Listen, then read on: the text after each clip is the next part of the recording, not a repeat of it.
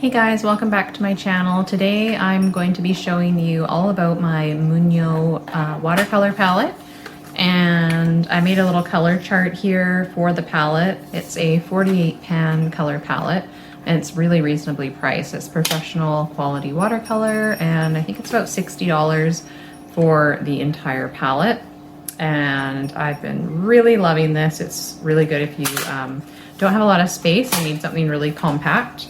You're on the go, or for me it's been helping showing more of my painting on camera when I'm filming, because it's smaller than the big dinner plate I usually use, which I still really like, and that's the one I use like my Winsor & Newton and Daniel Smith tube paints on, and I will still continue to use those paints. They're amazing. I think they might be a little bit more light fast than this brand, I'm not sure, but I'm imagining for the price point that they're not going to last like hundreds of years. It's a Korean brand, but so far for painting and practicing with them and how they handle on the paper and the color quality and pigment depth has been really impressive for how much I spent on this. So without further ado, let's have a look at all the colors.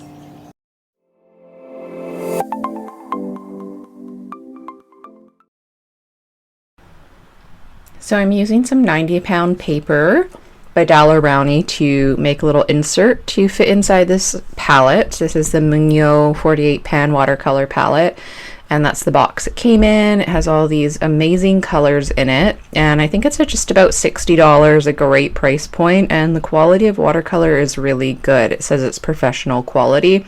I think it's some of the colors are a bit more opaque than Winsor & Newton or Daniel Smith.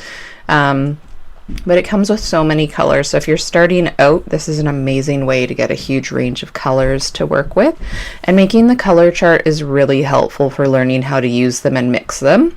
And then you can see on the back I just cut out the little wrappers that each pan comes in, and then I glued them onto the back of one of the color charts I made, and then I just put some masking tape over it so they wouldn't peel up if they got wet.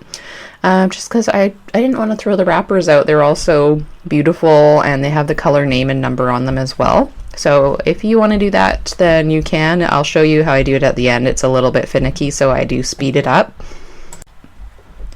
And this is another little palette I have. I've had this one for quite a while. It's by Lucas. I don't even know where you can get this one. I can't find it online. I bought it a long time from an art store. And I made a little palette chart for this one too. And I love how they just fit in the top, and then you just pop it out and have a look at your colors.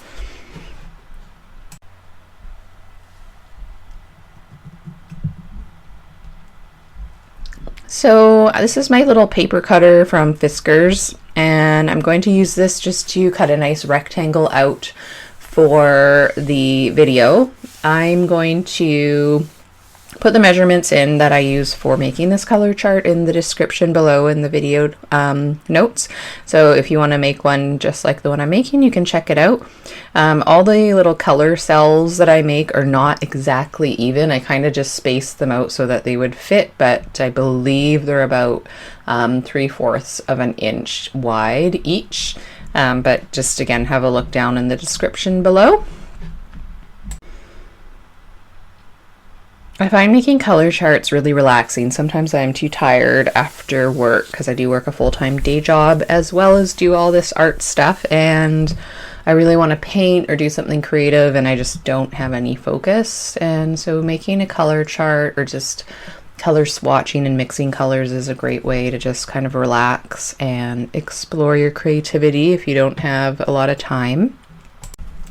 So I'm starting to swatch the colors now. I've done the first three. That's the first one's copper and then gold and silver, and they're a little bit metallic. The copper color actually comes out light. It would be really good probably for like a skin tone if you paint people, which I don't, but so I probably won't use those three colors a lot.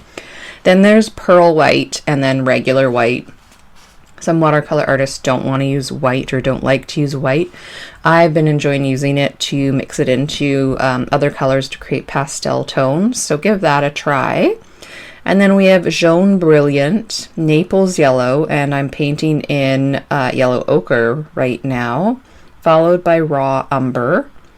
And for some of these, I've been making the first part a bit more concentrated and then rinsing my brush out a bit and doing a lighter version of it as it gets to the top. So sort of like a graded wash, just to see a bit more of the value tones of the colors for reference.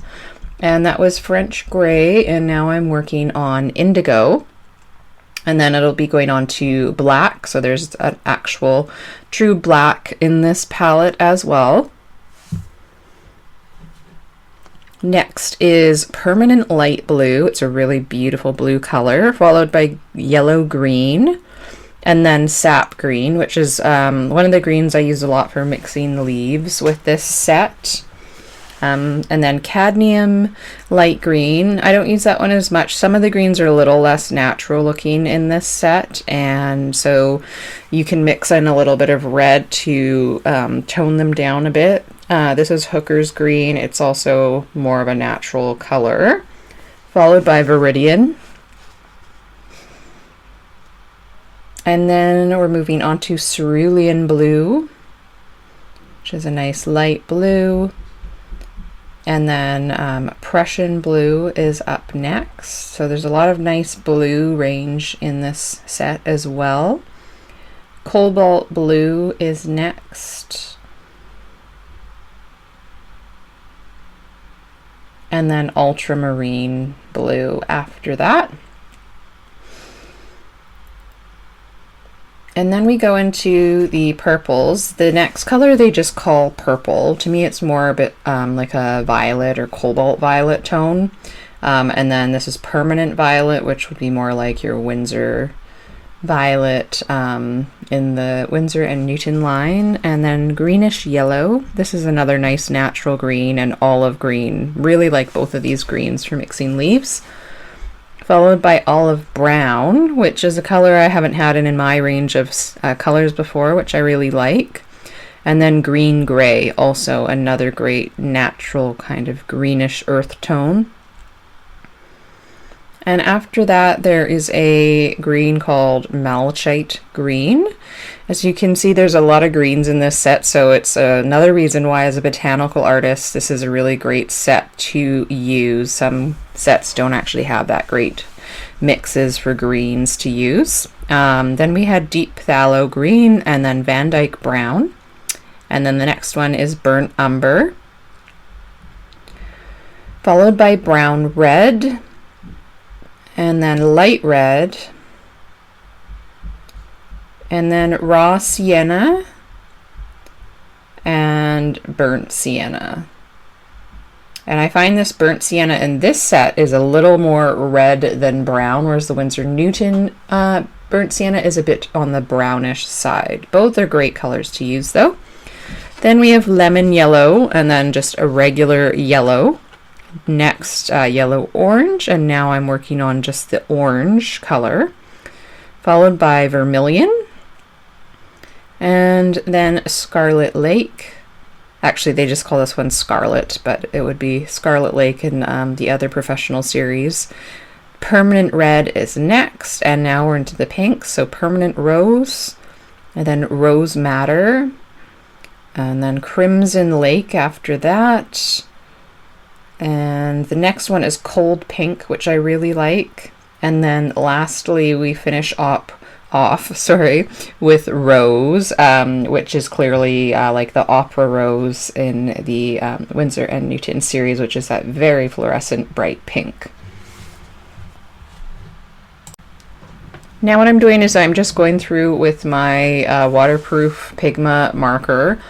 I'm just writing the names of each color plus the color code, just so I remember, and then if I want to reorder some of the colors I can. You can get these individually ordered online if you run out. So I'm just going to go ahead and continue doing that till I'm finished the color chart.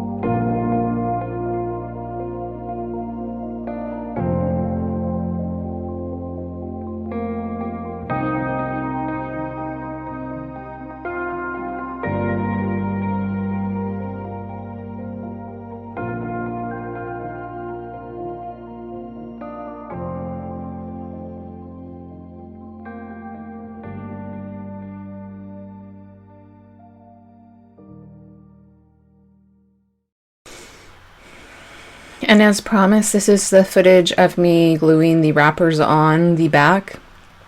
I just used sort of the same arrangement as how I laid out the colors on the front and taped them on with a little glue roller, and then I put masking tape over top and trimmed the edges. I can't say that was super easy, so you can try it if you'd like, and that way just the wrappers won't peel off if they get a little bit wet. And that concludes the color chart. I would really recommend this palette for you guys. The link to the Amazon listing will be in the description below if you'd like to get this palette. It's a great way to start out. Thanks so much for watching this video, guys. And if you want to get your own Mungyo palette to paint along with me, you can check out the link in the description below. I've got it linked on my favorite supplies page, which is on my website. And there is a link to the Amazon listing for this palette, as well as the other sized palettes. There's, I think, a 24 and a 12 color palette as well that are a little less expensive. So if you would like to check those out, just click the link below, and I will see you next week.